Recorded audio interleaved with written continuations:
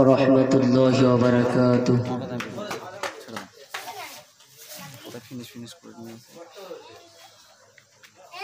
أعوذ بالله من الشيطان الرجيم. بسم الله الرحمن الرحيم. الحمد لله وكفى وسلام على عباده الذين اصطفى. أما بعد فيا أيها الحاضرون رحمنا ورحمكم الله. وقال الله تعالى في كلامه المجيد والفرقان الحميد. أعوذ بالله من الشيطان الرجيم. بسم الله الرحمن الرحيم. وما أرسلناك إلا رحمة للعالمين.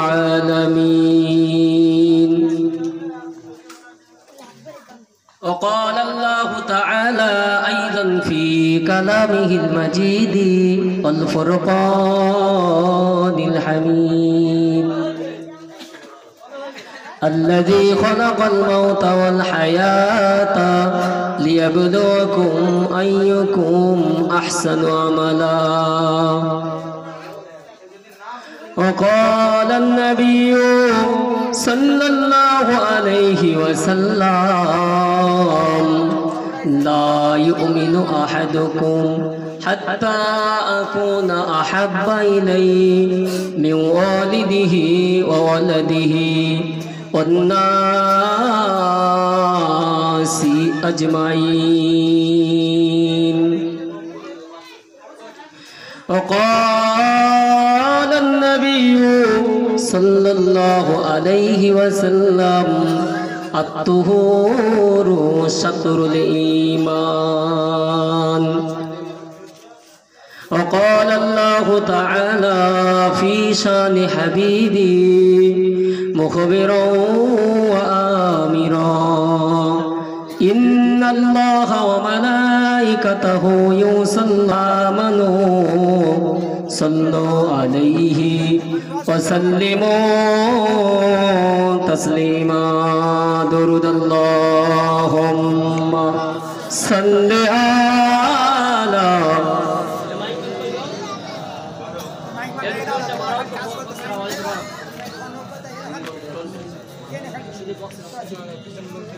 وعلى آل سيدنا.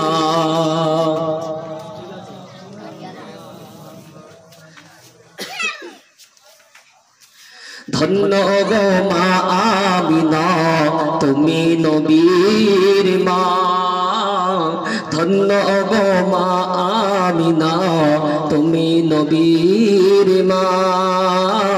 আর এমন ছেলে রাখলে কোলে ওজর জোড়া মিলে না। আল্লাহুম্মা সাল্লি আলা সাইয়্যিদিনা মাওলানা মুহাম্মদ।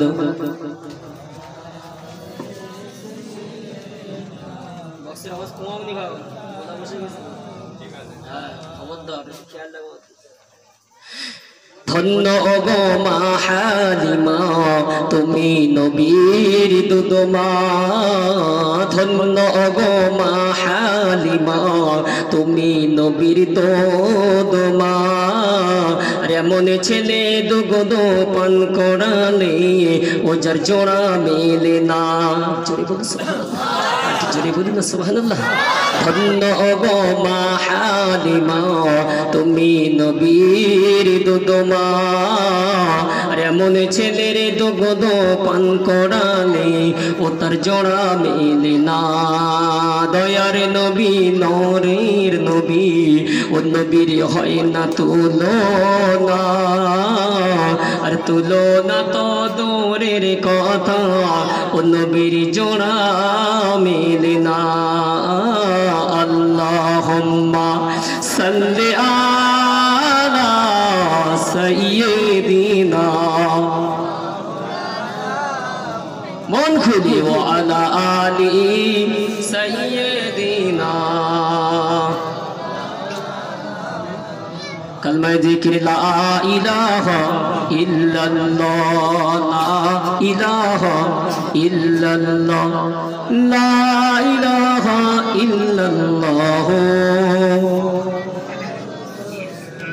আসমানের মালিক যেই আল্লাহ, দুনিয়ার মালিক সেই আল্লাহ, হায়াতের মালিক যেই আল্লাহ, মৌতের মালিক সেই আল্লাহ।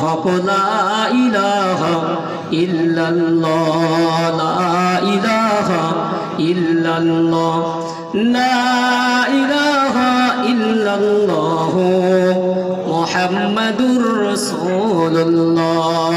আল্লাহুম্মা সাল্লি আলা সাইয়্যিদিনা ওয়া আলা আলি সাইয়্যিদিনা। আলহামদুলিল্লাহ, সমস্ত প্রশংসা রব্বুল আলামিনের দরবারে, যে আল্লাহ পাক আমাকে আপনাদিগকে মাহে রবিউল আউয়ালে এই পাক পবিত্র জান্নাতের বাগানে আমাকে আপনাদিগকে আসার এবং বসার, বলার এবং শোনার তৌফিক নসিব করেছেন। রব্বুল আলামিনের দরবারে অন্তরের অন্তরস্থল থেকে শুকরিয়ার্থে বলি আলহামদুলিল্লাহ। তারপর সেই দয়ার নবী রওজা মুকাদ্দাসে আমাদের নাপাক জবান থেকে একটু দরুদের নজরানা পাঠ করি। সবাই বলি সাল্লাল্লাহু আলাইহি ওয়াসাল্লাম।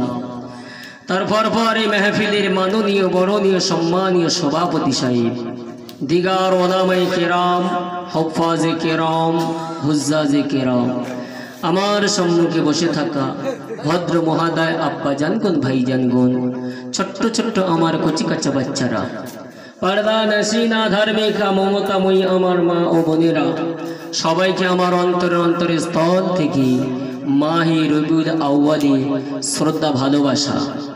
সোনাচাঁদ আব্বা, আজকের আমি আপনি জান্নাতের বাগানে এসেছি বাপ, একটাই আমাদের টার্গেট। কি টার্গেট বলুন তো বাপ? আমরা জান্নাতের বাগানে এসেছি, টার্গেট কি? কাউকে মারার, কাউকে বেইজ্জতি করার? টার্গেট কি? জান্নাত। টার্গেট কি? জান্নাত। আর একটা টার্গেট কি? আল্লাহকে রাজি করা। জোরে বলা যাবে না?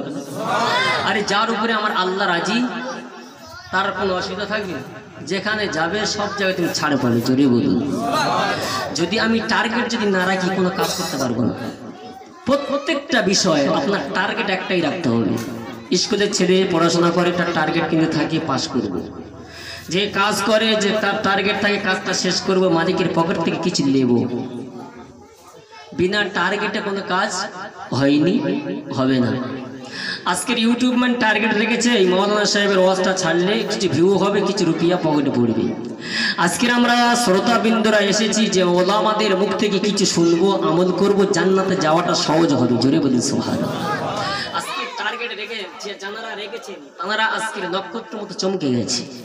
সাহাবারা টার্গেট ছিল দয়ার রাসূলকে রাজি করার, আল্লাহকে খুশি করার। জোরে বলুন। আমরা তো সাহাবা হতে পারবো, ওলি হতে পারবো? হ্যাঁ, আমাদের টার্গেট কিন্তু একটাই রাখতে হবে। ওলিও যদি না হতে পারি, কমসে কম একজন কামেল ইমানওয়ালা হতে পারি, এটাই তো টার্গেট রাখা দরকার নাকি? এই জামানার ওলি হওয়া খুব সহজ। কি বললাম? এই জামানার ওলি হওয়া খুব সহজ। আমাদের একজন মুহাদ্দিস ওস্তাদ বলছেন যে এই জামানার ওলি ব্যক্তি ওকে ভেবে নাও যে 5 ওয়াক্ত নামাজ জামাতে সহিত আদায় করে, 5 ওয়াক্ত নামাজ জামাতে সহিত আদায় করি, ভেবে নাও ও হলো কিন্তু একজন ওলি। এখন যা সমস্যার সম্মুখীন চলছে, 5 ওয়াক্ত নামাজ জামাতে আসা খুব টাফ, খুব টাফ। মানে 5 ওয়াক্ত জুমার দিনে তাই কাদা করতে সমস্যা। শোনা চাঁদাবা, আমি আপনি এমন নবীর উম্মত হয়েছি যে নবীর উম্মত হওয়ার জন্য নবী পর্যন্ত কেঁদেছে। কি বললাম? যে নবীর উম্মত হওয়ার জন্য নবীরা পর্যন্ত কেঁদেছে। আমি আপনি বিনা দোয়ায়, বিনা চাওয়ায়, বিনা পাওয়ায় সে আখিরি নবীর উম্মত করে আল্লাহ পাঠিয়েছেন। জোরে হবে না সুবহানাল্লাহ? তাহলে কেমন নবী? যে নবী দুনিয়ার জমিনে মাহে রবিউল আউয়ালে আল্লাহ পাক পাঠিয়েছিলেন, এতে কোনো সন্দেহ নেই। মাহে রবিউল আউয়ালে আবার দুনিয়ার থেকে আল্লাহ বিদায় নিয়েছেন, এতে কোনো সন্দেহ নেই। কিন্তু যে নবী দুনিয়ার জমিনে আসবে, দুনিয়ার জমিনে যত মখলুকাত আছে সবাই খুশি মানিয়েছিলেন। জোরে বলুন। একদিন আল্লাহ নবী জিবরিল আমিনকে ডেকে জিজ্ঞাসা করছে, ভাই জিবরাইল, ইয়া আখি জিবরাইল, আমার বড় সাধ জাগে, একটা প্রশ্ন আপনাকে করব, কিন্তু সময় পাই না। আজকে সময় পেয়েছি, আমার প্রশ্নের উত্তরটা তোমার দিতে হবে। জিবরিল আমিন বললেন, ইয়া রাসূলুল্লাহ, কি প্রশ্ন বলুন। আল্লাহ নবী বললেন, ইয়া আখি জিবরাইল, ভাই জিবরিল আমিন, আমার প্রশ্ন হলো একটাই, যে তোমার বয়স কত? আরে আমাকে বা আপনাকে কেউ জিজ্ঞাসা করে, ভাই তোমার কত বছর বয়স গো, আনুমানিক কেউ কিছু একটা বলে, অথবা কেউ আধার কার্ড, আইডেন্টি কার্ড দেখিয়ে বলে। কিন্তু জিবরিল আমিনের কোনো আধার কার্ড ছিল, আইডেন্টি কার্ড ছিল? কিছুই ছিল না। তাহলে হিসাবটা দেবে কিভাবে? আল্লাহ নবী চুপ করে আছেন, জিবরিল আমিন চুপ করে আছেন। কিছুক্ষণ পর জিবরিল আমিন বলছেন, ইয়া রাসূলুল্লাহ, আমার তো কোনো প্রমাণ নেই, কিন্তু একটাই প্রমাণ আছে। আল্লাহ নবী বলছে, কি প্রমাণ? বলি, ইয়া রাসূলুল্লাহ, প্রমাণটা হলো আকাশের উপরে একটা তারা উদয় হতো, ওই তারাটি একবার উদয় হলে 70,000 বছর পর উদয় হতো। জোরে বলা যাবে না সুবহানাল্লাহ? আল্লাহ নবী বলছেন, ভাই জিবরাইল, তারাটা কি আর কি দেখো? তারাটি কি আর দেখতে পাও তুমি? জিবরিল আমিন বলছে, ইয়া রাসূলুল্লাহ, আল্লাহ আর তারা দেখতে পাই না। এই ওয়াজ কি হয়ে গেছে? কি হয়নি? দেখো আল্লাহ নবী ওই সময় বলেছিলেন, ইয়া আখি জিবরাইল, ও ভাই জিবরিল আমিন, তারাটি তুমি কি আর দেখতে পাও? ওই সময় জিবরিল আমিন বলেছিলেন, ইয়া রাসূলুল্লাহ, ইয়া হাবিবাল্লাহ, তারাটি আর দেখতে পাই না।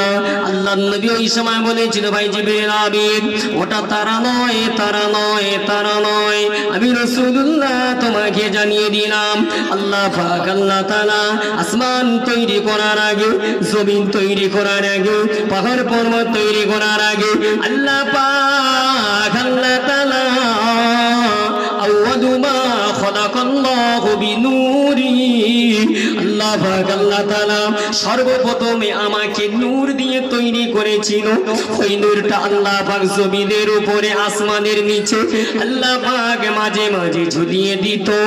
ও ভাই জিবরিল আমিন, ওই তারাটি তুমি দেখতে পাও না আমি জানি, আমি রাসূলুল্লাহ তোমাকে জানিয়ে দিলাম, ওই তারাটি হলো আমি। আল্লাহ পাক আল্লাহ তাআলা সর্বপ্রথমে আমাকে নূর দিয়ে তৈরি করেছিল। জোরে বলুন সুবহান। আর একটু মন খুলে বলুন সুবহান। জিবরিল আমিন বলছে, ইয়া রাসূলুল্লাহ, তাহলে নূর দিয়ে সর্বপ্রথম তৈরি হলো, তাহলে নূর কিভাবে জমিনে আপনি এলেন? একটু ব্যাখ্যা দেন। আল্লাহ নবী ওই সময় বলেছিলেন, ইয়া আখি জিবরাইল, ও ভাই জিবরিল আমিন, হাবিব রাসূলুল্লাহ তোমাকে জানিয়ে দিলাম, সর্বপ্রথমে আল্লাহ পাক নূরটাকে আদম নবীর কপালে আনয়ন করেন। আদম আলাইহিস সালামের কপাল থেকে তার ছেলে এমনই ভাবে তার ছেলে হতে হতে আল্লাহ পাক ইব্রাহিম খলিলুল্লাহর কপালে আনয়ন করে। ইব্রাহিম খলিলুল্লাহর কপাল হতে ইসমাঈল জবিহুল্লাহর কপালে আনয়ন করে। ইসমাঈল জবিহুল্লাহর কপাল হতে হতে হাশিমের কপালে আনয়ন করে। হাশিমের কপাল হতে হতে আব্দুল মুত্তালিবের কপালে আনয়ন করে। আব্দুল মুত্তালিবের কপাল হতে হতে আব্দুল্লাহর কপালে আনয়ন করে। ও আল্লাহ পাকের বান্দারা, কলিজার টুকরা মালিকেরা, আব্দুল্লাহর কপালে যখন নূরের জ্যোতিটা আল্লাহ পাক আনালেন, আব্দুল্লাহর মুখমণ্ডলটা হলো জ্যোতির্ময়, ঝলমল ঝলমল ঝলমল করে। আব্দুল্লাহ হলো যুবক ছেলে, রাস্তা দিয়ে হেঁটে হেঁটে হেঁটে হেঁটে যায়। যুবতী নারীরা আব্দুল্লাহকে বিবাহ করবে বলে যুবতী নারীরা সাজুগুজু হয়ে রাস্তা দিয়ে পাহারা দিতে থাকে। আব্দুল্লাহর সঙ্গে একটু কথা বলবো, আব্দুল্লাহর প্রেমে আবদ্ধ করব, আব্দুল্লাহকে আমি বিবাহ করব। মক্কার নারীরা, যুবতী নারীরা সাজুগুজু হয়ে রাস্তার উপরে পাইচারি করে করে বেড়াতো। এই রাস্তা দিয়ে আব্দুল্লাহ হেঁটে হেঁটে যাবে, আর আব্দুল্লাহকে আমরা বিবাহ করার জন্য প্রেমেতে আবদ্ধ করব। ও আল্লাহ পাকের বান্দারা, ও নবী পাকের উম্মতীরা, আল্লাহ নবীর আখলাকটা দেখেন। আল্লাহ নবীর আব্বা জানের আখলাকটা দেখেন, কেমন নবীর আব্বা ছিল। আল্লাহ নবীর আব্বাজি মাথাটা নিচু করে হাঁটতে শুরু করত। মহিলারা যেখানে শেষ হয়ে যেত সেখানেই মাথাটা উঁচু করে দেখতো। জোরে বলুন সুবহান, আর একটু মন খুলে বলুন সুবহানাল্লাহ। আরবের যুবতী নারীরা আব্দুল্লাহর কপালটা ঝলমল ঝলমল দেখে এত সুন্দর মুখমণ্ডলটা লাগছে, থাকতে পারে। যুবতী নারীরা চেষ্টা করছে বিবাহের বন্ধনে আবদ্ধ করার জন্য, কিন্তু যতই চেষ্টা চালাক না কেন আব্দুল্লাহ কারের দিকে দৃষ্টিপাত করে নাই। এমনই ভাবে দিন যায়, রাত আসে, আস্তে আস্তে একদিন আব্দুল্লাহর সাথে বিবাহ দিন তারিখ নির্ধারিত হয়ে গেছে। কার সাথে? আব্দুল ওয়াহাব জুহরির কন্যা মা আমিনার সাথে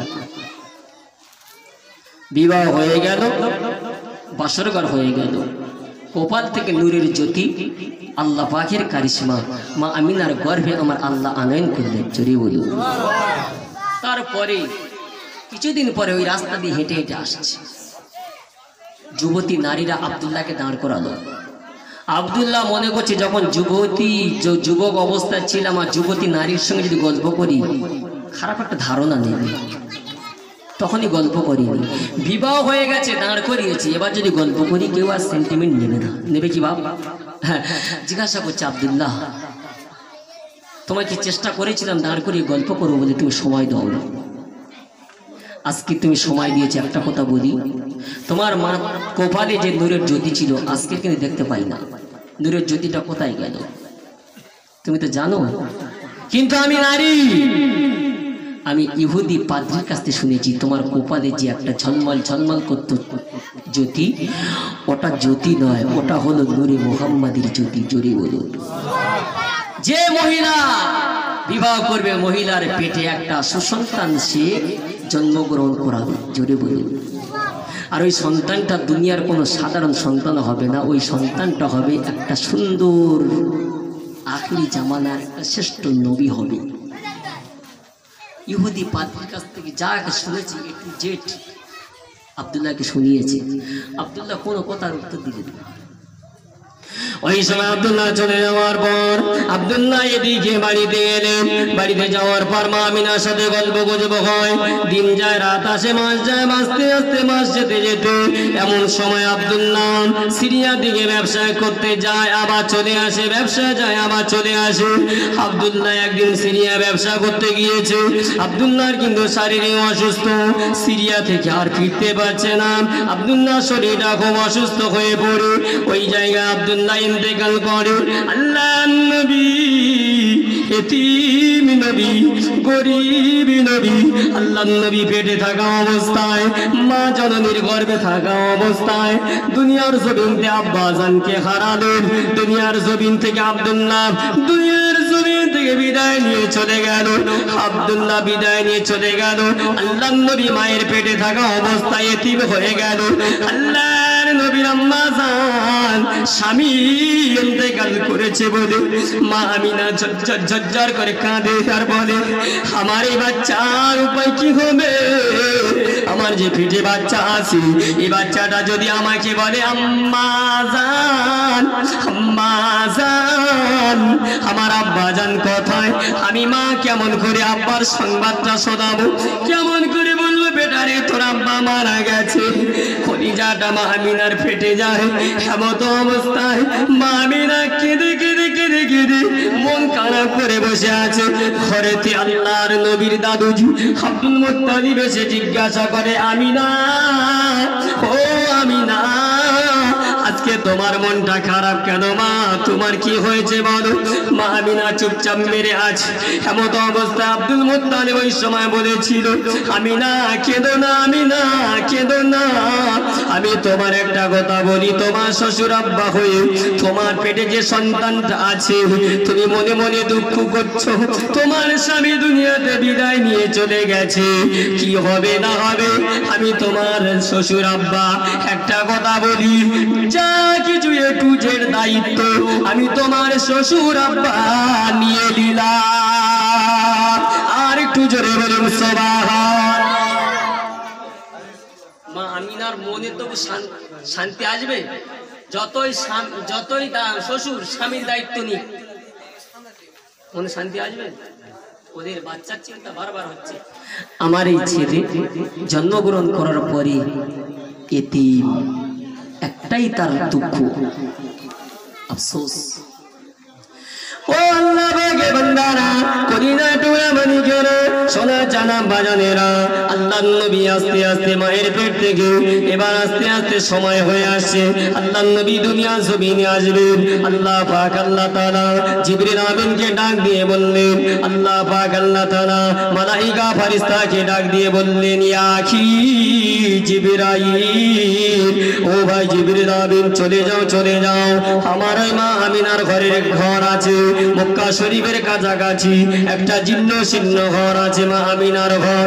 ওই ঘরটা তোমরা বেষ্টন করে ঘিরে দাও। আমি আল্লাহ পাক তোমাদেরকে আদেশ করলাম, মালাইকা ফেরেশতারা আল্লাহ পাকের হুকুমে মা আমিনার ঘরের কাছে এসে হাজির। মা আমিনার ঘরের কাছে এসে হাজির হয়ে মনে মনে একটা চিন্তা করছে, কি ব্যাপার আল্লাহ পাক আজকের এই জীর্ণ শীর্ণ ঘরের কাছে আমাদেরকে কেন পাঠিয়ে দিল?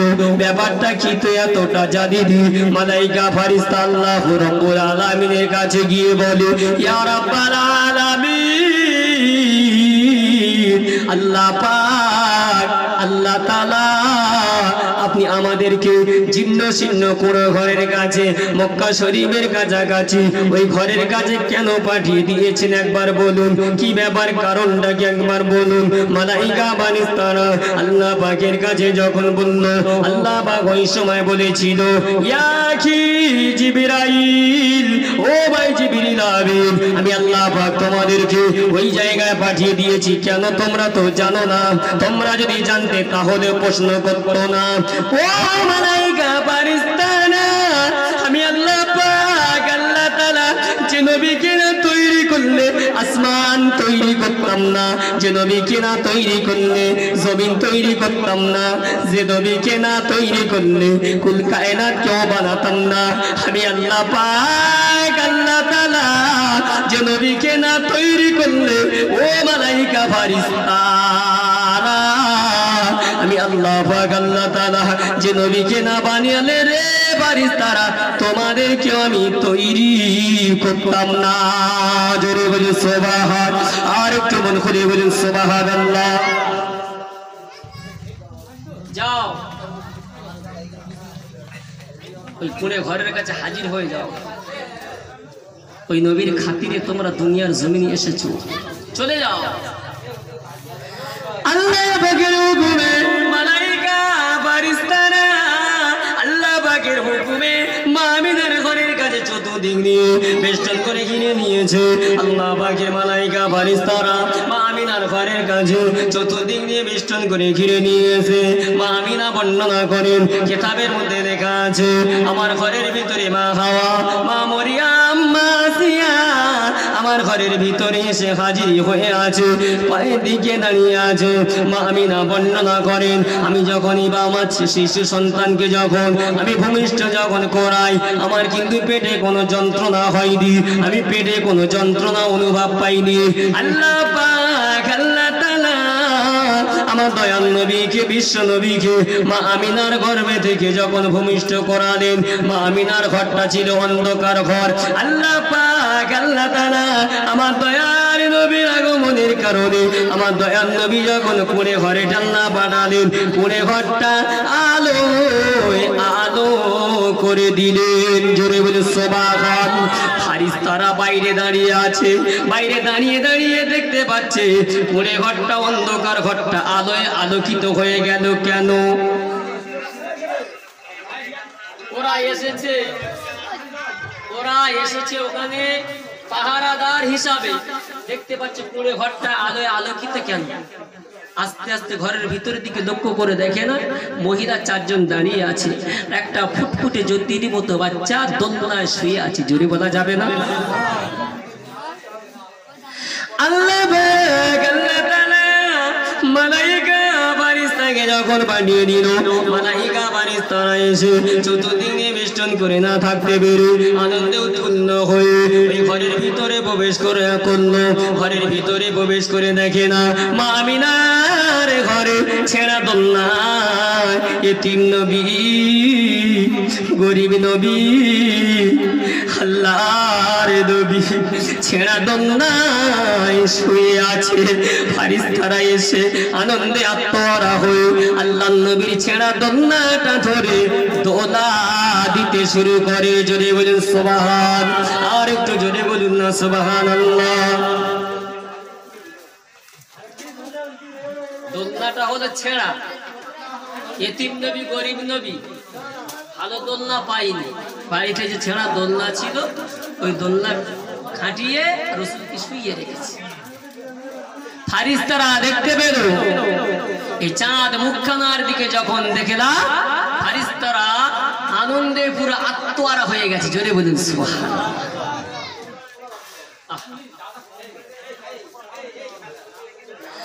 আল্লাহ পাকের মালাইকা ফারিস্তারা ছেঁড়া দোলনাটা ধরে নিয়ে দোলা দিতে শুরু করে।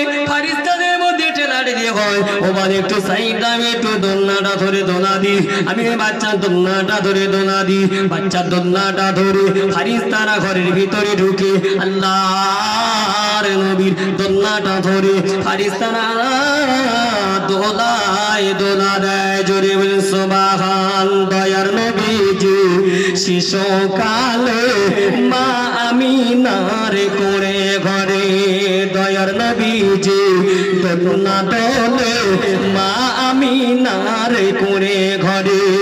ছেঁড়া দোলনায় দয়ার নবী এতিমি হয়ে খায় দোলা।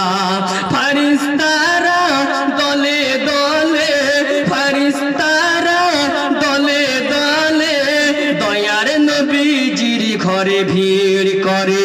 জোরে বলুন সুবহান। আরেকটু বলুন না সুবহানাল্লাহ। দয়ার নবীজি শিশুকালে, দয়ার নবীজি শিশুকালে ছেঁড়া দোলনায় দোলা খায়। ফারিস্তারা আনন্দ হয়ে দয়ার নবীজির দুলিয়ে দেয়। জোরে বলুন সুবহান। মা আমিনার কুঁড়ে ঘরে, মা আমিনার কুঁড়ে ঘরে ফারিস্তারা ভিড় করে। দয়ার নবীজির দোলনা ধরে, দয়ার নবীজির দোলনা ধরে ফারিস্তারা দেয় দুলিয়ে। আল্লাহুম্মা সাল্লি আলা সাইয়্যিদিনা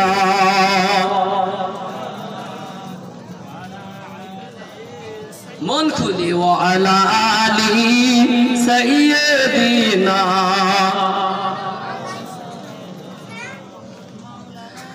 আল্লাহ নবী তাহলে ছেঁড়া দোলনায় এদিকে আরামে আছেন, এদিকে নির্ধারণ হচ্ছে ধাত্রী মাতাতে একটা জোগাড় করতে হবে। আরবের সম্ভ্রান্ত পরিবারের নিয়ম, নিজের বাচ্চার দুধ নিজে খাওয়ায়, অন্য একটা ধাত্রী মাতা খুঁজে তার কাছে দিয়ে দেয়, কিছু উজরত টাকা তার দেয়, সে দুগ্ধ খাইয়ে বড় করে দিয়ে দিল আর কিছু টাকা তাকে দিয়ে দেয়। ধাত্রী মাতাদের খবর দেওয়া হলো।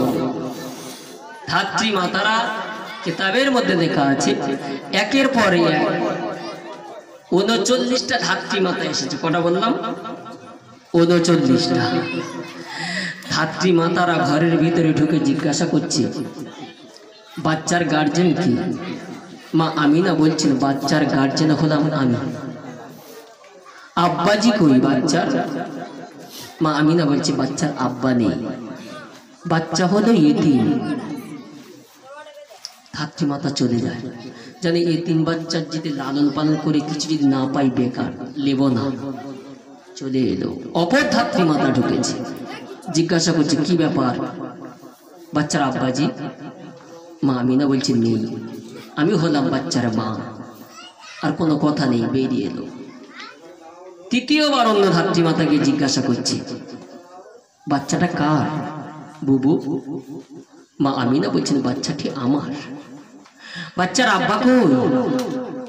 মা আমিনা কেঁদে ফেললেন, চোখ দিয়ে পানি পড়ছে। বুবু কাঁদছো কেন? বাচ্চার আব্বা কই?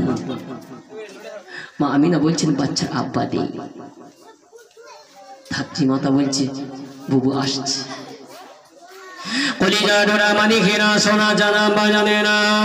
আল্লাহ নবীর ঘরের ভিতরে একের পর এক 39 জন একের পর এক ধাত্রী মাতা ঢুকলো। আল্লাহ নবীকে আল্লাহ নবীর আম্মা জানকে জিজ্ঞাসা করে বাচ্চাটার আব্বা কই, বাচ্চাটার আব্বা কই? কিন্তু আল্লাহ নবীর আম্মা জি একটাই উত্তর দিয়েছিল, আমার বাচ্চা হলো এতিম, আমার বাচ্চা হলো দুঃখী, আমি হলাম বড় দুঃখিনী, আমার বাচ্চার কেউ নিরে বুয়ো, আমি হলাম বাচ্চার মা। ধাত্রী মাতার একের পরে ঘরের ভিতরে প্রবেশ করে একই শব্দ একই বাক্য, বাচ্চার আব্বা কোথায় বলো, বাচ্চার আব্বা কোথায় বলো, বাচ্চার আব্বা কোথায় বলো।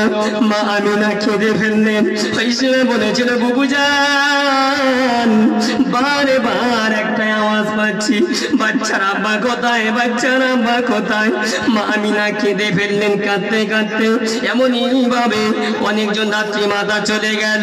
কিতাবের মধ্যে লেখা আছে মোট 40টা ধাত্রী মাতা এসেছিল, তার মধ্যে 39 জন চলে গেল। 40 জন ধাত্রী মাতা হলো, লাস্ট ধাত্রী মাতা হলো মা হালিমা।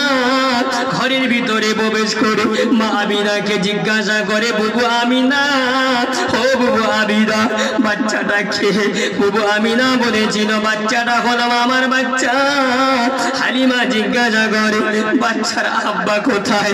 মা হালিমা যখন জিজ্ঞাসা করি মা আমিনা কেঁদে কেঁদে কেঁদে কেঁদে উত্তর একটাই দিয়েছিল, বাচ্চাটা হলো এতিম, বাচ্চার আব্বা নেই।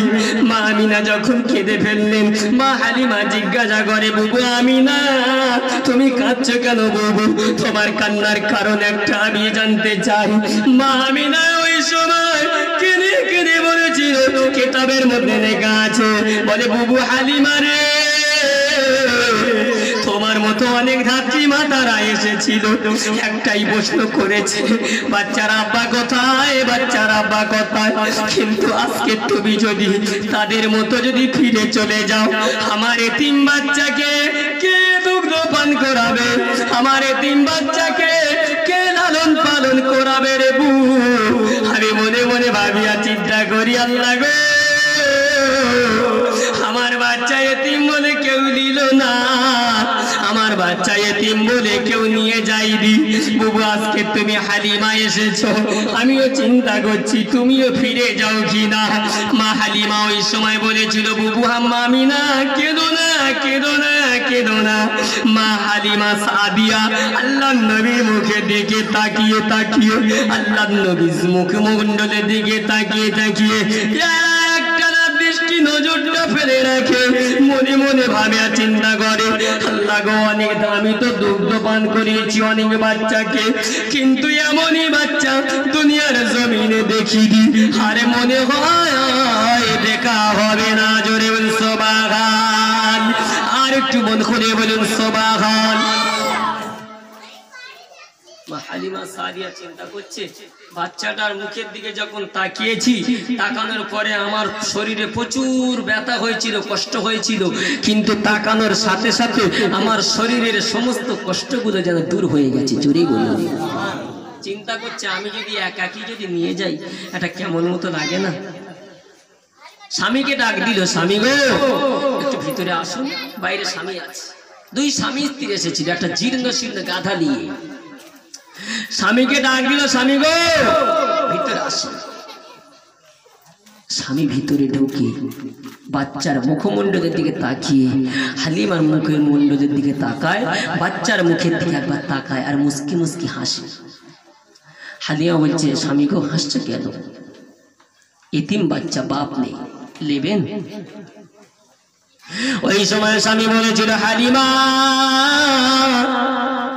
ও হালিমা, আমি তোমার হলাম স্বামী, একটা কথা বলি শোনো, দুনিয়ার জমিনে অনেক তুমি বাচ্চাকে দুগ্ধপান করিয়েছো, কিন্তু এই বাচ্চাটা আমি আজকে দেখলাম আমার শরীরে যত ব্যথা হয়েছে, শরীরে যত কষ্ট হয়েছে, এই বাচ্চাটার জুবানে মুখমণ্ডলের দিকে তাকিয়ে একটা জিনিস দেখলাম, বাচ্চাটার মুখের দিকে তাকানোর সাথে সাথে আমার মন আর চায় না অন্যদিকে একটু দেখি। আমি বাচ্চাটার মুখের দিকে তাকানোর পর পর আমার মনটা এমনই হচ্ছে, বারবার বারবার দয়ার নবীর মুখের উপরে দেখি। জোরে বলুন সুবহান, আর একটু মন খুলে বলুন সুবহানাল্লাহ। এ আল্লাহ পাকের বান্দা, এ নবী পাকের উম্মত উম্মতিরা, আমার নবী হলো এতিম, আমার নবী হলো গরীব। হালিমা সাদিয়ার সাথে স্বামী স্ত্রীর কথোপকথন হচ্ছে। স্ত্রী স্বামীকে জিজ্ঞাসা করে, স্বামী গো আপনি কি বাচ্চাটা নেবেন? স্বামী বলছে, হালিমা তোমার কি ইচ্ছা বলো, তুমি কি বাচ্চা কি নেবে? ওই সময় স্বামী স্ত্রী আলোকপাত করার পরে বলেছিল, ও আমার স্বামী, আমি হালিমা সাদিয়া একটা কথা বলি শোনো, বাচ্চাটার মা হলো অসহায় দুঃখিনী, বাচ্চা হলো এতিম, বাচ্চার আব্বা নেই। ওই বাচ্চাকে যদি লালন পালন করি, কোনো টাকা পয়সা পাবো না, কোনো কিছু পাবো না গো স্বামী, আপনি যদি ইজাজত যদি দেন, আমার মনে একটা আশা, মনে আকাঙ্ক্ষা, দুনিয়ার জমিনে অনেক কাজ কাম আমি আর তুমি করি, কাজ করার পর কষ্ট হয়, আজকে যেমনই বাচ্চার মুখের দিকে তাকিয়ে তাকিয়ে যাবেন আমাদের কষ্টগুলো দূর হয়ে গেছে। এই বাচ্চাটাকে যদি বাড়িতে যদি রাখা হয়, কষ্ট করার পরেও যদি বাচ্চার মুখের দিকে যদি তাকাই, আমাদের জীবনের কষ্ট যেন দূর হয়ে যায়। জোরে বলুন সুবহান, আর একটু মনে করে বলুন সুবহানাল্লাহ। বাড়িতে বাচ্চাটাকে নিয়ে গেলে একটা উপকার হবে, কষ্ট করার পরে মুখের দিকে তাকালে যেন সমস্ত কষ্ট দূর হবে। আর কিন্তু খাওয়ানোর পরে বাচ্চাটাকে লালন পালন করার পরে কিন্তু টাকা পাবো না, এদিকে মাথায় রাখি। স্বামী বলছে, হালিমা তুমি কি চিন্তা করছো করো। হালিমা বলছে, টাকা দিক বাই নাই দিক, বাচ্চাটাকে আমি নিয়ে যাবো। জোরে বলবো। সমস্ত ধাত্রী মাতারা সব চলে গেল। হালিমা সাদিয়া সবার শেষে বাচ্চাটাকে কোলে করে নিয়ে জীর্ণ শীর্ণ গাদার পিছনে স্বামীর পিছনে বসে পড়ল। হালিমা সাদিয়া বর্ণনা করেন, কেতাবের মধ্যে লেখা আছে, হালিমা সাদিয়া বর্ণনা করেন, আমি যখন এসেছিলাম আমার দুটো স্তনটা হালকা ছিল, বাচ্চাটাকে যখন কোলে করে নিয়ে যখন আমি বসলাম, আমার দুটো স্তন যেন দুধে ভরে গেল। জোরে বলেন সুবহান।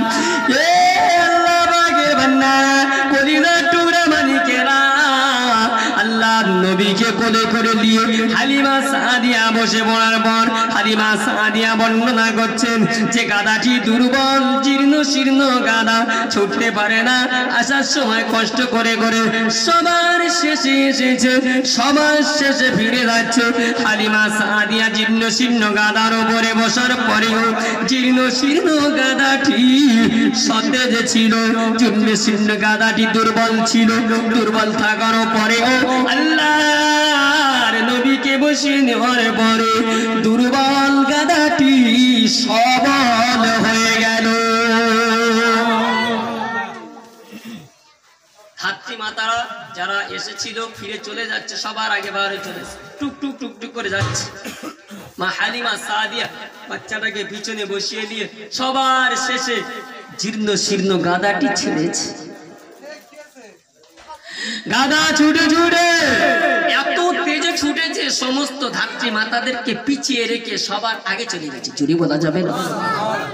বুবু জানটা জিজ্ঞাসা করছে, হালিমা একটু দাঁড়াও, বুবু দাঁড়াও, তোমার গাদা যাওয়ার সময় তো ভালো ছোটেনি, আমরা তো সবার আগে বার হয়েছি, আর তোমার গাদা আমাদের থেকে সবার আগে এলো কিভাবে, একটু বলবে না?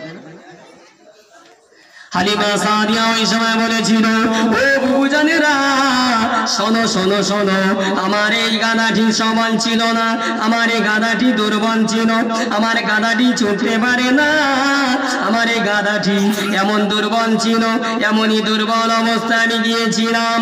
আমি একটা ধাত্রী মাতা হয়ে একটা দুধু ছেলেকে নয় বলে তাড়াতাড়ি আমি বার হয়েছিলাম, কিন্তু ওই বাড়িতে গিয়ে এমন একটা ছেলের মুখের দিকে তাকিয়ে দেখলাম আমার জীবনের কষ্টটা যেন দূর হয়ে গেছে।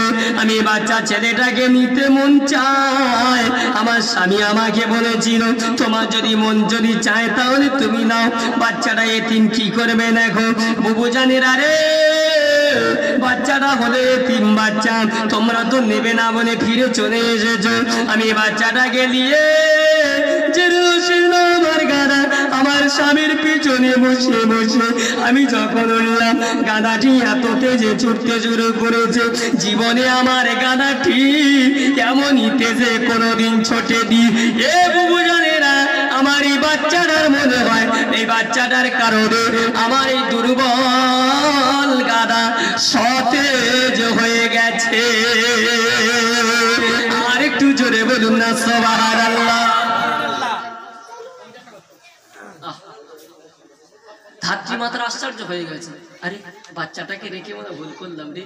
দেখো হালিমা সাদিয়ার প্রথমবারেই দুর্বল গাদা সবল হয়ে গেছে, ছুটতে পারতো না, কত তেজে ছুটে এসেছে। ইস, কি ভুল করেছি। ধাত্রী মাতা চলে গেল, হালিমা সাদিয়া ঘরের ভিতরে প্রবেশ করলো, রাত অতিবাহিত হয়ে গেল, সকাল হলো। হালিমা সাদিয়া বাইরে বার হয়ে টুক টুক টুক টুক টুক করে এদিকে ওদিকে ঘরে হালিমা সাদিয়া বর্ণনা করেন, আমার ঘরের ভিতরে একটা কিন্তু শুকনো কুয়া ছিল, ওই কুয়াতে জীবনে পানি দেখি নাই। ওই শুকনো কুয়ার কাছাকাছি গিয়ে দেখলাম শুকনো কুয়াটি পানি পানি ভরপুর। জোরে বলুন সুবহান। এই সময় স্বামীকে ডেকে বলেছিল, ওগো আমার স্বামী, একটা কথা বলি, শুনুন শুনুন, আজকের এই কুয়াটার দিকে তাকিয়ে দেখুন, কুয়াটা কি পানি ছিল না শুকনো ছিল? স্বামী ওই সময় বলেছিল, হালিমা, ও আমার হালিমা শোনো, ওই কুয়াটা তো শুকনো ছিল, কুয়াটা তো কোনো পানি ছিল না। আজকে দেখতে পাচ্ছি ওই কুয়াটায় পানি ভরপুর হয়ে গেছে। তুই স্বামী স্ত্রী ঘুরতে ঘুরতে একটা গাছের দিকে লক্ষ্য করলো, গাছটার দিকে লক্ষ্য করে দেখে না গাছটা কিন্তু শুকনো ছিল, গাছের চতুর্দিকে পাতা। স্বামীকে ডেকে বলে, ও গা আমার স্বামী, একবার গাছের দিকে খেয়াল করে দেখুন, গাছের দেখেও কিন্তু পাতা ছিল না, শুকনো ডাল মতো ছিল। আজকের এই গাছটা কি হয়েছে দেখো। হালিমা সাদিয়া বর্ণনা করেন, আমার স্বামী ওই সময় বলেছিল, হালিমা, ওই গাছটায় যেন পাতায় পাতায় ভরপুর হয়ে গেছে। জোরে বলুন সুবহান। এ কইরা টুকরা মানিকেরা, আল্লাহ পাকের মাহবুব প্যারা বান্দা বান্দিরা, সোনা চানা বাজানেরা, হালিমা সাদিয়া একের পর এক বাড়িতে বরকতগুলো বর্ণনা করতে থাকে।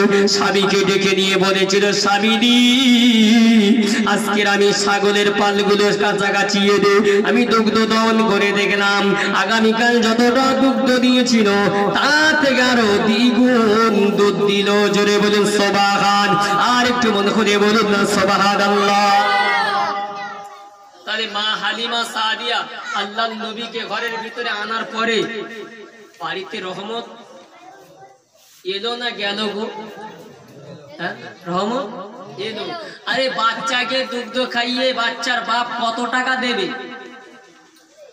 আমার আল্লাহ বলে হালিমা মান কানা লিল্লাহ কানা আল্লাহু লাহু।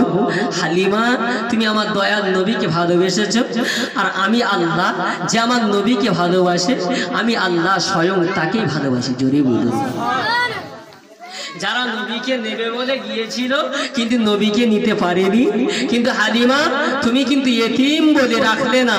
তুমি ওই ইতিম বাচ্চাকে বাড়িতে না রেখে তুমি সাথে করে নিয়ে এসেছো। আমি হালিমা সাদিয়া তুমি, আমি আল্লাহ তোমার উপর রাজি। জুড়ে বলি সুবহানাল্লাহ। আল্লাহ নবী রোজানের নবী বিশ্ব নবী জনাব মুহাম্মদুর রাসূলুল্লাহ সাল্লাল্লাহু আলাইহি ওয়াসাল্লাম আল্লাহ নবী ঘরের ভিতরে আনার পরেও হালিমা সাদিয়ার বাড়িতে বরকতে বরকতে ভরে গেল। এমন দিন যায়, রাত আসে, রাত যায়, দিন আসে, আল্লাহ নবীর ঘরেতে আল্লাহর নবী আস্তে আস্তে বড় হতে থাকে। এমত অবস্থায় একদিন আল্লাহর নবীর দুধ বোন সাইমা ওই সময় মাকে ডেকে ডেকে বলেছিল, মা গো মা, একটা কথা বলি শোনো মা, আমার ভাইজান হলো মুহাম্মদ, আমার ভাই হলো অপর ভাই হলো আব্দুল্লাহ। মা গো মা, আমি হলাম সাইমা, একাকি আমি বাইরে খেলা করতে যাব না, না না না না, আমি একাকি খেলা করতে যাব না। আমার ভাইজানকে যদি তুমি সাথে দাও, ভাইজানকে নিয়ে আমি বাইরে খেলা করতে যাই। ওই সময় মা হালিমা সাদিয়া বলেছিল, মা বেটি মা সাইমা, না মা, না দিয়ে যেও না মা, তুমি যদি মোহাম্মদকে নিয়ে যদি রাস্তা গলিতে গলিতে যদি ঘোরো, রোদে কষ্ট পাবে, রোদে কষ্ট হবে, না না না না না, আমি তোমার মা নিষেধ করছি, শোনো মা। মা সাইমা কিন্তু শোনে না, জিদ ধরেছে মা দিতে হবে। ওই সময় মা হালিমা বলেছিল, বাবা মোহাম্মদ, তোমার বুবু জান সাইমা তোমাকে নিয়ে যাবে, বাবা তুমি যত সম্ভব তোমার বোনের সাথে টুক টুক টুক টুক টুক টুক করে চলে আসবে।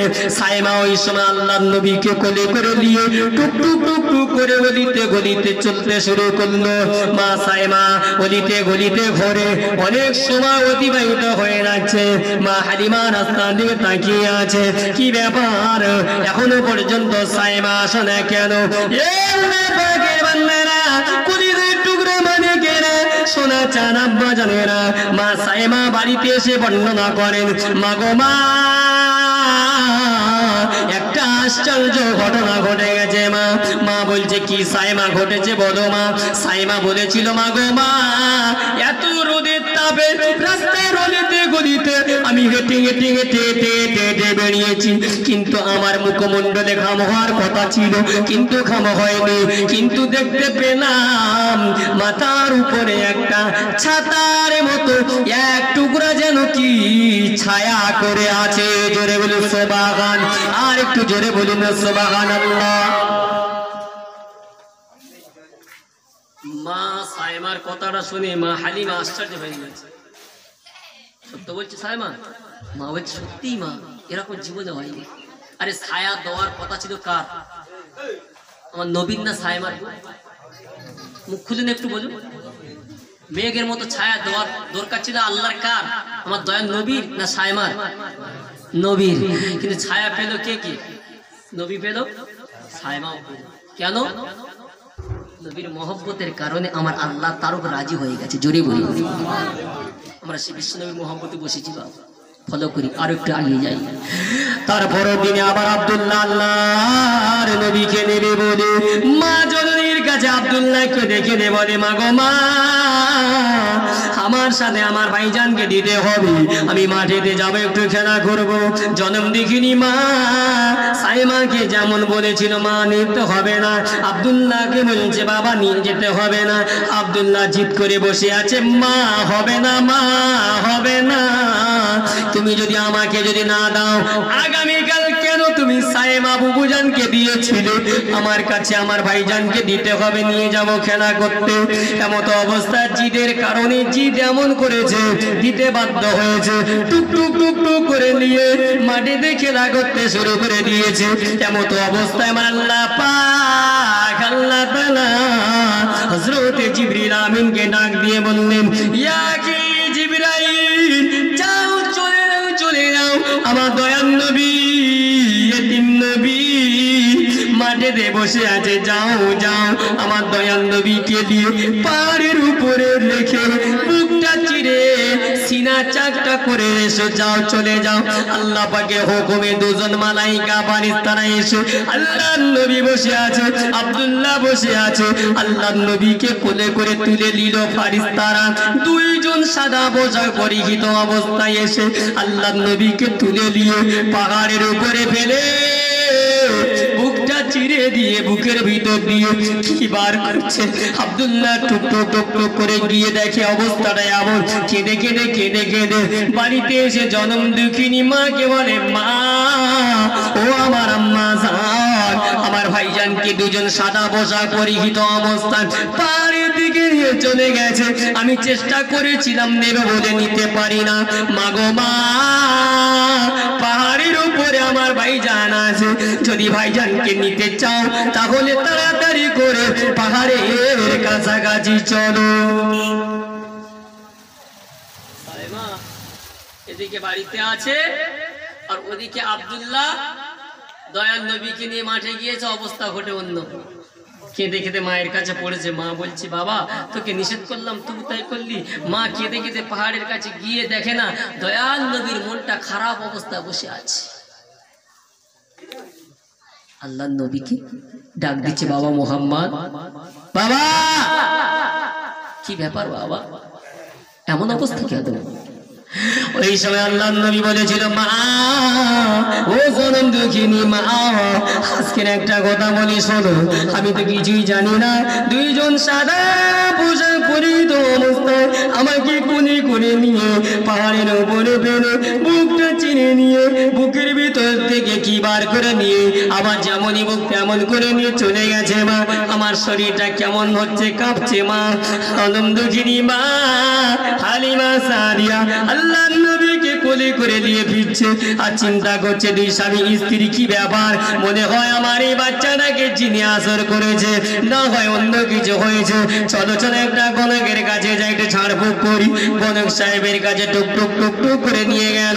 গণক সাহেবের কাছে যখন বলল, গণক সাহেব আল্লাহর নবীকে নিয়ে কোলে করে নিয়ে মুখের দিকে তাকায়, তাকিয়ে তাকিয়ে যা কিছু ভবিষ্যৎবাদী ওই যে ইহুদি পাদ্রী গণক সাহেব আল্লাহর নবীর যে সমস্ত ঘটনাগুলো কিতাবের মধ্যে পড়েছে, আল্লাহর নবীর মুখমণ্ডলের দিকে তাকিয়ে তাকিয়ে দেখার কারণে সব দৃশ্যগুলো ফুটে উঠছে।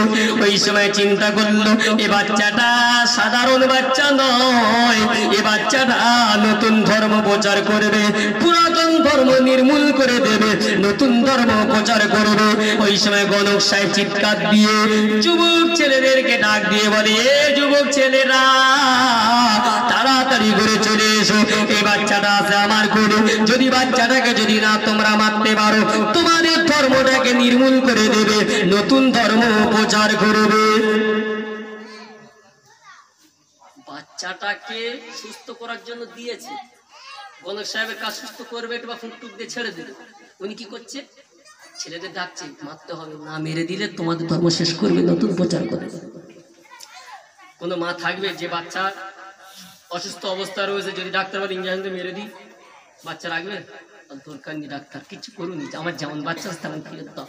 জন্ম দেখিনি মা দেখছে আমার সামনে আমার বাচ্চাকে মারার ধ্যানদা নিচ্ছে, গণক সাহেবের কাছ থেকে বাচ্চাটা ছিনিয়ে নিয়ে করে নিয়ে টুকটুকটুকু ছুটছে।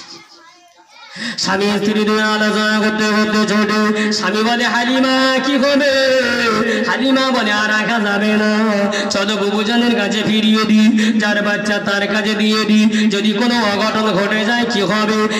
এক কলিদের টুকরা মানিকেরা, নবী পাকের উম্মত উম্মতিরা, আমার নবী কোনো এতিম অসহায় গরিব, আমার নবীকে দিয়ে মা আমিনার কাছে গিয়ে হাজির হলো। মা আমিনা ওই সময় বলল, হালিমা রে বুবু, হালিমা কি ব্যাপার বলো বুবু? মা হালিমা সাদিয়া বলেছিল, হালিমা আমিনা শোনো, তোমার বাচ্চাকে আমি ঘুরিয়ে নিয়ে এলাম, এমনই একটা আশ্চর্য ঘটনা ঘটেছে, আমার ভয় হচ্ছে কি হয় না হয়। মা আমিনা ওই সময় বলেছিল, ও বুবু হালিমা চিন্তা চিন্তা করো না, চিন্তা করো না, আমি আমিনা তোমাকে বলছি, আমার দয়াল আমার এই শিশু বাচ্চার উপর এমন একটা দয়া আছে। আমার এই শিশু বাচ্চাটা যখন পেটে ছিল আমি আশ্চর্য আশ্চর্য স্বপ্ন দেখেছি, আমি আশ্চর্য আশ্চর্য ঘটনা ঘটবে তাও জানি। বুবু হালিমা রে, আমি আমিনা তোমাকে বলছি, তুমি আমার কাছে রাখো না বুবু, যাও যাও যাও, মনটা খারাপ করো না, আমার বাচ্চা তোমার কাছে আমি দিয়ে দিচ্ছি, আমার বাচ্চাকে নিয়ে তুমি চলে যাও। জোরে বলুন সুবহান, আর একটু মন খুলে বলুন না সুবহানাল্লাহ। দরুদ শরীফ আল্লাহুম্মা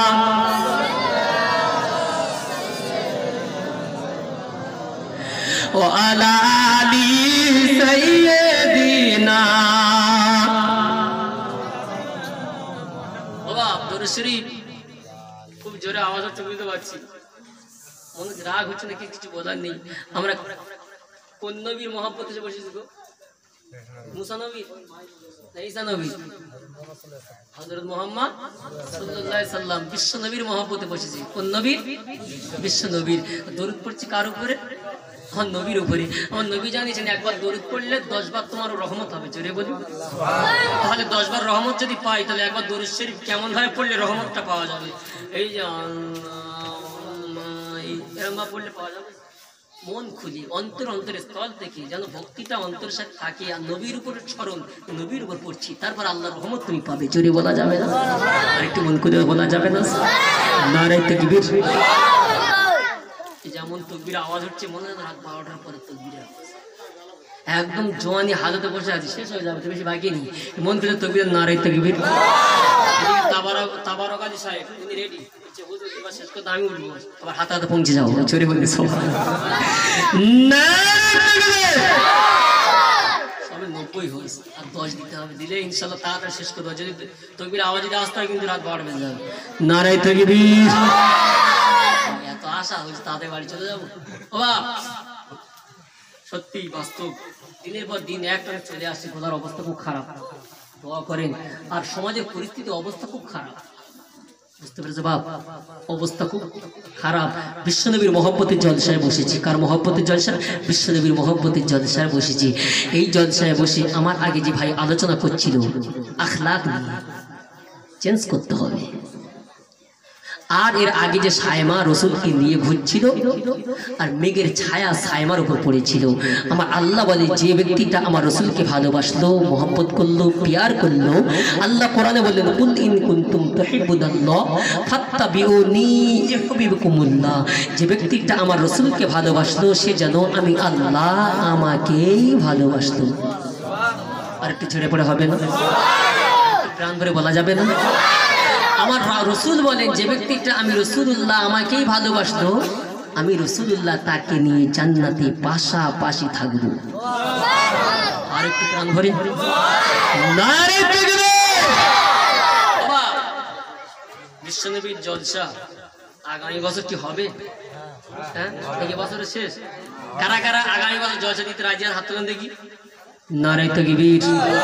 ছেড়ে পড়ে তুলেন। এটা আল্লাহর দরবারে সাক্ষী স্বরূপ হচ্ছে। আল্লাহর কাছে বলতে, আল্লাহ একবার হাত তুলতে এসে 2 হাত চেকে ধরেছে, কেমন আশিক হয়ে গেছে। জোর তুমি নারে তাকবীর, নারে তাকবীর। বিশ্বনবীর মহব্বতের জলসায় আল্লাহ বলছে, আমি তোমাদের জান আর মাল দুটো কিনে নিয়েছি। কি বললাম? জান আর মাল দুটো আমি আল্লাহ কিনে নিয়েছি। কি দেবো? জান্নাত দেবো। জোরে বলা যাবে না? আল্লাহ বলতে পারতো, জান আর মাল কিনে নিয়েছি, তোর একটা সুন্দর বউ দেবো, বলতে পারতো। আল্লাহ কি বলেছে? আল্লাহ বলে, না, জান্নাতে গেলে তো 70টা দুনিয়ার বউ কি দেখতে পাচ্ছে? ওর দুর্গন্ধ, গালের গ্যাস তো নাকে আসলে বমি হয়, কিন্তু আমি আল্লাহ এমন তোর বউ দেবো জান্নাতে, একটা না 70টা তো বউ দেবো। জোরে বলা যাবে না? কটানে ঘুরবে, ঘোরার টাইম পাবে? হুজুর একটা তাই যেতে পারি না, বাইক চড়া 70টা কথা। আল্লাহ বলে, সব জায়গা তো সুযোগ করে দেবো। জোরে বলি। তুই বসে থাকবি, তোর স্ত্রীরা এসে তোর খেদমত করবে। জোরে বলা যাবে না? সে বিশ্বনবীর জলসায় কোন ব্যক্তিটা আছে যে আমি রসুলের সাথে কিয়ামতের মাঠে আসর নাসর হবে আর জান্নাতি পাশাপাশি থাকবো, সেই নবীর মহব্বতে 1000 টাকা কোন ব্যক্তি আছে? হাত তুলে বলে 1000 টাকা, বেশি বিশ্বনবীর জলসায়। জোরে তাকবীর হয়ে যাবে। নারে তাকবীর, নারে তাকবীর। রইসারি লস্কর জোরে বলা যাবে না মারহাবা, জোরে বলা যাবে না জিন্দাবাদ। আহারে সোনার বন্ধু কোথায় বসেছিল, আরে ছিল কি না ছিল এখন বোঝা গেল। নবীর মহব্বতে 1000 টাকা তাড়াতাড়ি দিল। ওগো আল্লাহ কবুল করো, কবুল করো রইস ভাইয়ের দান, আর দুনিয়ার জমিনে বাড়িয়ে দাও সম্মান। জোরে হবে না, জোরে বলা যাবে না, নারে তাকবীর। 2 নম্বর কে আছে গো? হ্যাঁ, রেজাউল লস্কর জোরে বলা যাবে না সুবহানাল্লাহ, জোরে বলা যাবে না সুবহানাল্লাহ, জোরে বলুন না মারহাবা। রেজাউল ভাই জোরে বলুন না জিন্দাবাদ, জোরে বলুন না জিন্দাবাদ। আহারে আমার জোড়ার ভাই রেজাউল ভাই কোথায় ছিল, কোথায় ছিল এখন জানা গেল। নবীর জলসায় 1000 টাকা তাড়াতাড়ি দিল। কবুল করো, কবুল করো ওগো রব্বানা, আর খানায় কাবা না দেখিয়ে আল্লাহ মোহ দিও না। জোরে বলা যাবে না, আর একটু মন খুলে বলা যাবে না, নারে তাকবীর। এই নবী রওজা দেখা শখ আছে কার কার গো?